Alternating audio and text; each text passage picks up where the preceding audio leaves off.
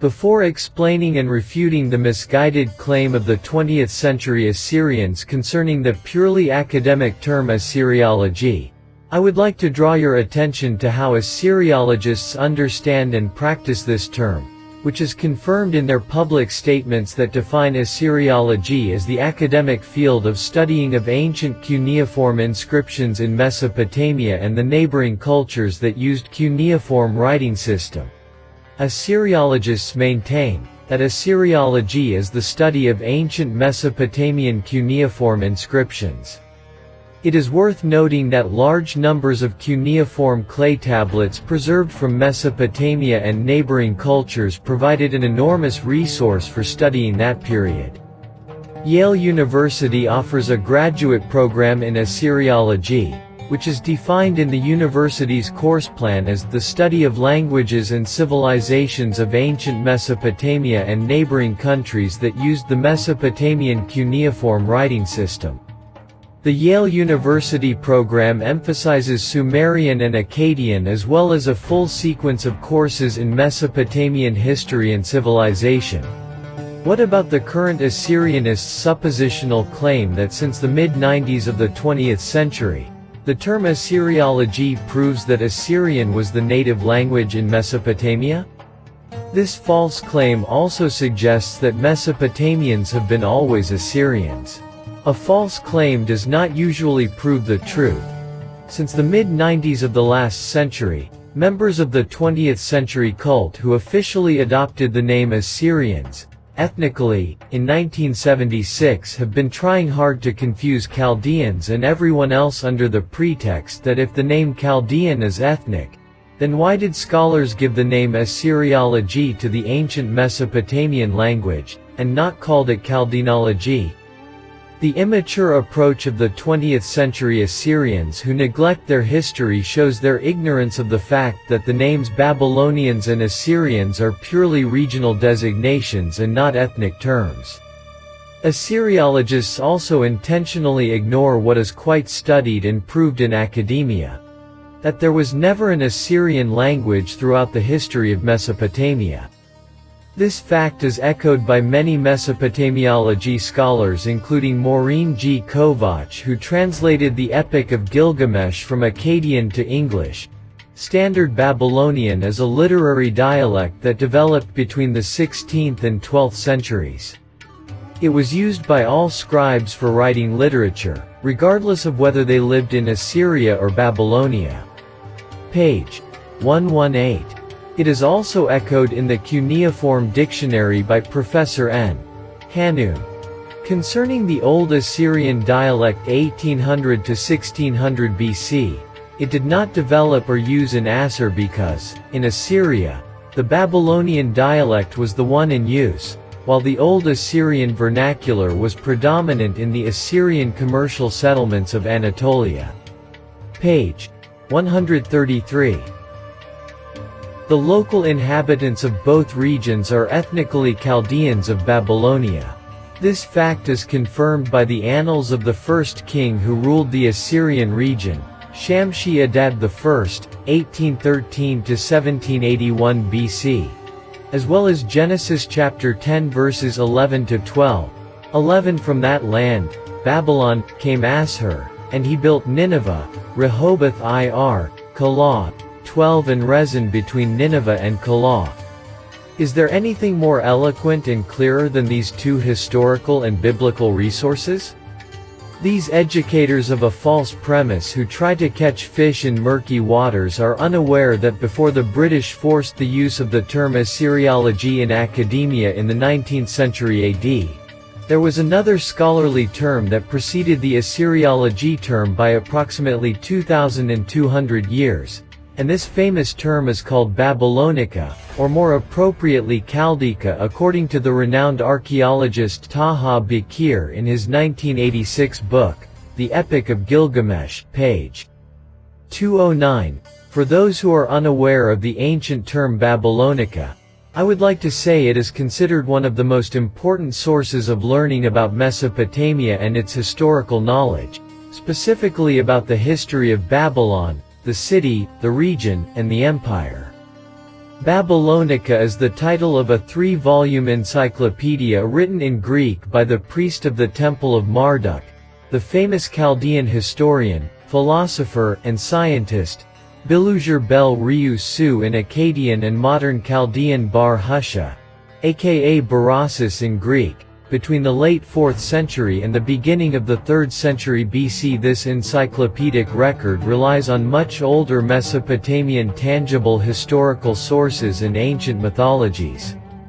Babylonica pertains to the history of Babylon, Babylonia, and its indigenous Chaldeans since its creation pre-Great Flood era, passing through the famous Chaldean dynasties, including the dynasty of the Akkadian Chaldean Empire, ending with the era of the last Babylonian Empire and its son King Nebuchadnezzar II, in addition to the details of the days that followed the downfall of the Neo-Babylon dynasty 539 and Chaldean 482 BC. The story of the birth of Assyriology began in 1843 when Paul-Émile Botta, French consul in Mosul, started the first archaeological excavations in Iraq at Telephone Quenchak before moving to Khorsabad, looking for artifacts that could provide evidence for events in the Bible.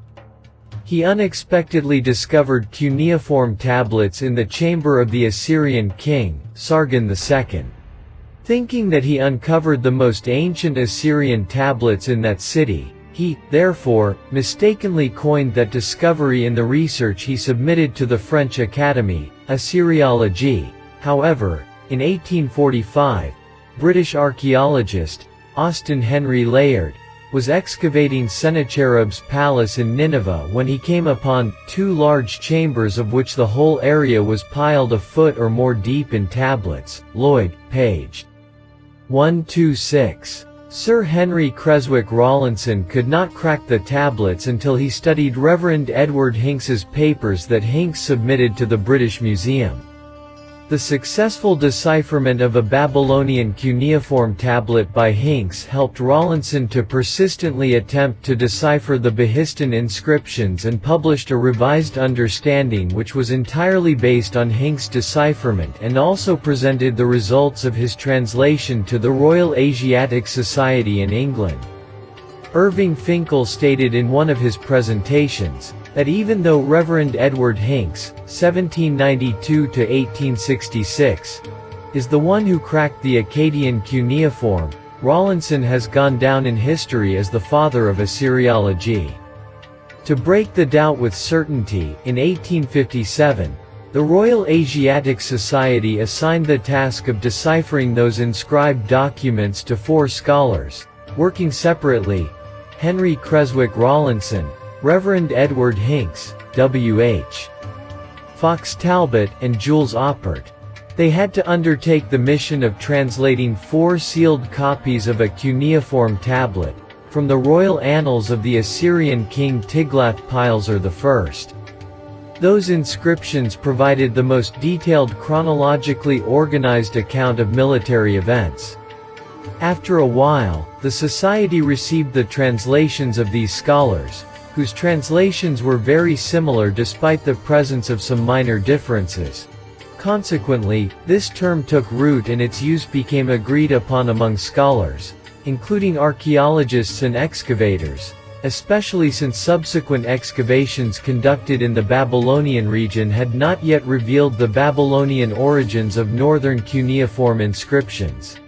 In that respect, Max von Oppenheim argues thus: Mesopotamia's archaeological artifacts and inscriptions started revealing the civilization that produced them. Archaeologists, who deciphered those cuneiform tablets, called them Assyrian. Shortly after, they realized that there were Assyrian and the pioneering Babylonian vernaculars. Both are nowadays referred to as Akkadian. Even after fully becoming aware of that fact, Assyriology as a discipline of study remained intact due to its widespread prevalence. Oppenheim defines Assyriology as the study of language and its several vernaculars which are preserved in cuneiform writings on baked clay tablets, stone or metal. Historian Marguerite Rutten discusses early excavations of cuneiform tablets and later archaeological undertakings, seeking to reconstruct a sequence of events for Mesopotamia. Deciphering Assyrian vernacular was smooth sailing and progress was easy at the time. Everybody involved thought then they had unearthed the zenith and the most ancient civilization in the Near East. Marguerite Rutten, the French archaeologist and historian, 1898 to 1984, of Dutch ancestry adds. However, subsequent discoveries yielded other ancient tablets much older than the Assyrian tablets. It also indicated the existence of an ancient people who were named Sumerians, by the archaeologist Jules J. Oppert in 1869. These discoveries also indicated that this ancient civilization preceded in time the prosperous Assyrian and Babylonian eras, meaning that the archaeologists, for many years, believed the writing that was called Assyrian, Sargonic II, was the earliest ever and utmost developed Mesopotamian cuneiform writing system. Hence came the name of the academic field concerned with it, Assyriology. For an extended number of years, close to 2 decades, this premature belief remained untouchable until it became clear to scholars that there was a cuneiform writing from the Babylonian region, Sumer and Akkad, as well as an archaic Proto-Chaldee writing system older than the writing they obtained from the Sargonic dynasty by approximately more than 2 millennia and sometimes 3,000 years, 2000 to 3000. Despite this fact, the British Royal Asiatic Society approved the term Assyriology to be used academically, claiming it is convenient and popular among scholars, including historians and archaeologists. Therefore, there was no need to create a new term.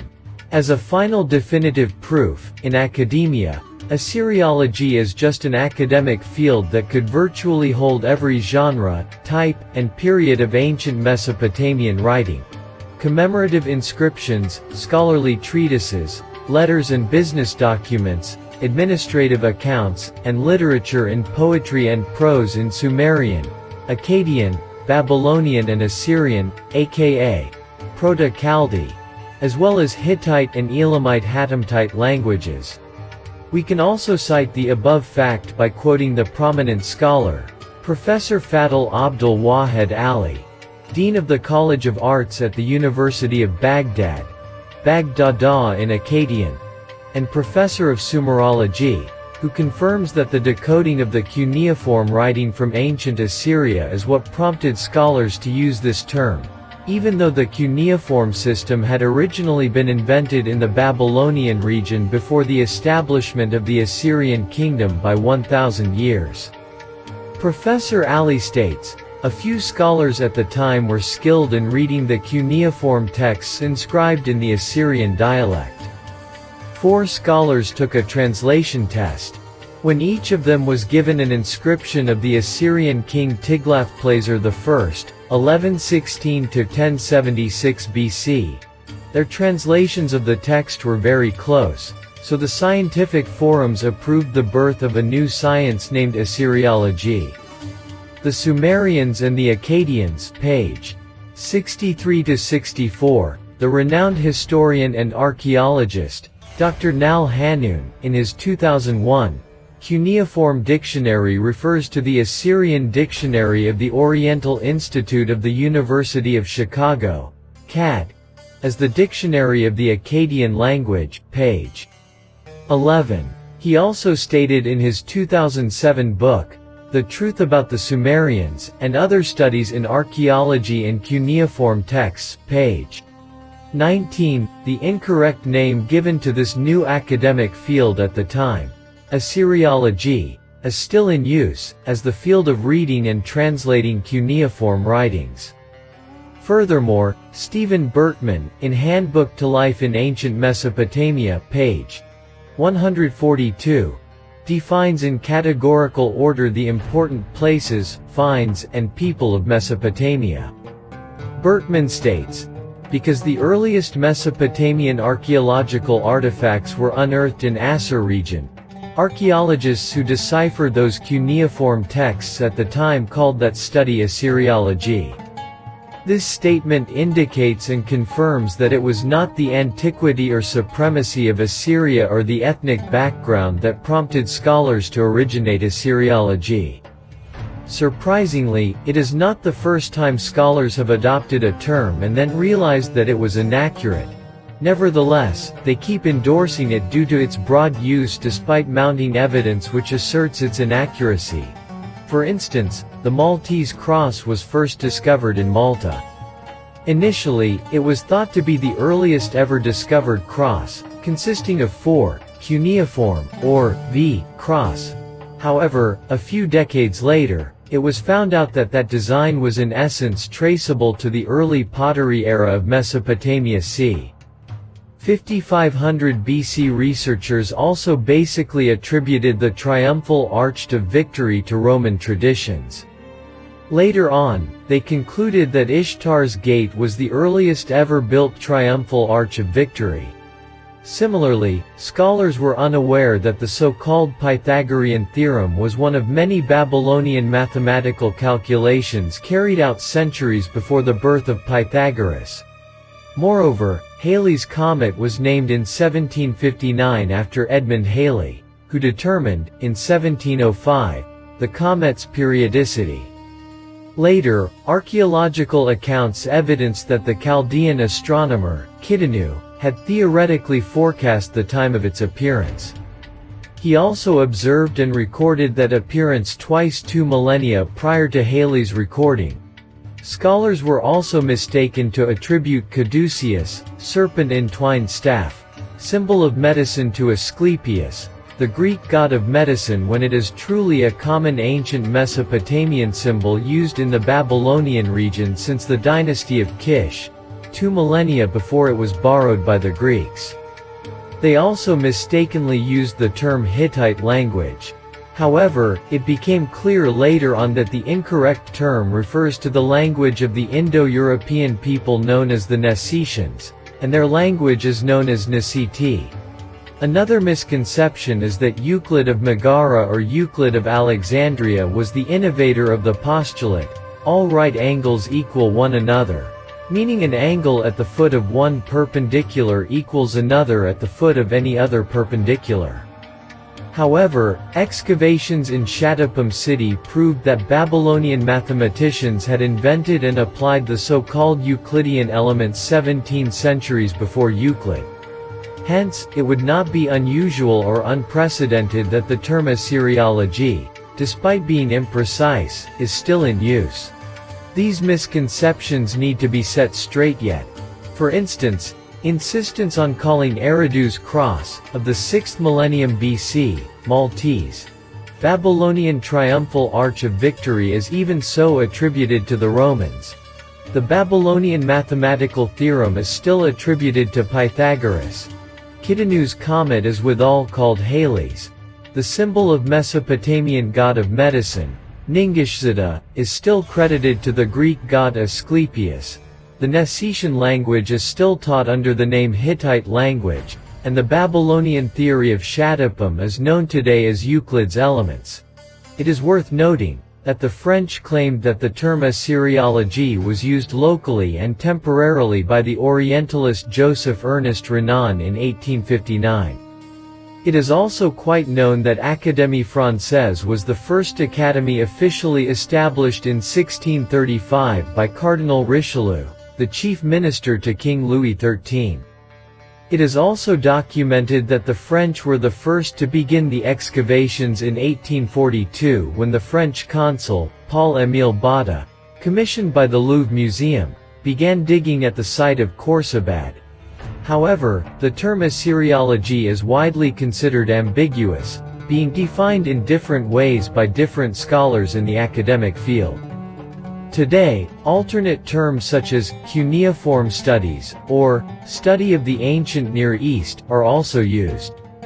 In fact, many scholars since the late 19th century considered the term inaccurate, especially when the German historian Fritz Hammel, the 31st of July 1854 to the 17th of April 1936, described the term in 1897 as misleading. Assyriology was also rejected by the prominent archaeologist Samuel Noah Kramer and his supporters in the 40s of the 20th century, who suggested the term Sumerology, as well as a long list of Iraqi and Western archaeologists who suggested other terms. Finally, the author of this study suggested and used the alternative term Mesopotamiology in his 80s articles as well as in his 1988 study of Chaldeans, Native Mesopotamian Perspective. He continued using this more accurate term in his publications, including his 2021 book, Chaldean Legacy, page 9. Who are the 20th century Assyrians? The original name of the modern Assyrians in the Chaldean language is Aturaya Chaldei Nestorne, which means mountain people. Chaldean Nestorians. They are a very small component of the Chaldean nation who converted to Nestorianism in the 5th century AD, fleeing to Asia Minor's mountains after the Islamic invasion, conquests, in the 7th century AD. Due to the fact that the small number of Chaldean Nestorians settled for centuries in southeast Anatolia among the majority of the Asiatic Anatolian majority, they were attracted over time to their foreign neighbors' culture. This influence is recognizable in their Chaldean dialects that has many Asia Minor, Persian, and Russian words and pronunciations. The Chaldean Nestorians also borrowed from their mountain neighbors the mountain clothing and from the British the hackles, aka the feathered headdress embellishments, worn by the British Army infantry units. Ridiculously, the imported Chaldean Nestorians' post-World War II outfit is completely different from the Babylonian Assyrian traditional clothing, and it is not related to the Mesopotamian culture. In the late 19th century, the British convinced the Patriarch Shimon, the leader of the Chaldean Nestorian villages in southeast Anatolia, Tyari and Hakkari, to betray his countrymen and fight with the British. See the book Our Smallest Alley by Wigram, William Anger, London 1920. As a result of this betrayal, the British imported the Chaldean Nestorians of Tyari and Hakkari from the Ottoman Empire and other Nestorians of Urmia from Persia to Iraq in 1918 so that they would not be subjected to the Ottomans and Persians' wrath. According to a letter in Chaldean language dated March 16, 1922, March 2, Eastern Calendar, signed by the Patriarch of the Chaldean Nestorians, Mar Shimon, and his assistants, the letter was addressed to the Mosul Committee League of Nations, requesting the return of all the Chaldean Nestorians who were imported to Iraq in 1918 to their homeland in Hakkari and Tyari with help from the British. If that goal couldn't be achieved, the alternative solution was to resettle them in any country other than Iraq, to which they do not belong. The letter is preserved in the United Nations Archives Mosul Committee Report 1925 Do. C. 400m, page 52. For political reasons and direct influence from the British and the Anglican Church of England, the Ataray, who constituted barely 4.3% of the Chaldean nation, abandoned their Chaldean ethnic name officially in London in 1976. This politically motivated switch took place almost 1 year after the assassination of their patriarch Mar Shimon XXIII Eshai on November 6, 1975, who refused to change his ancestors' official church seal from Chaldean to that of the 20th century Assyrians. The enclosed seal of Mar Shimon XXIII Eshai, patriarch of the Chaldean Nestorians, proves beyond doubt that the ethnicity of the so-called 20th century Assyrians is Chaldean. The seal states, "The humble Shimon, patriarch of the Chaldeans."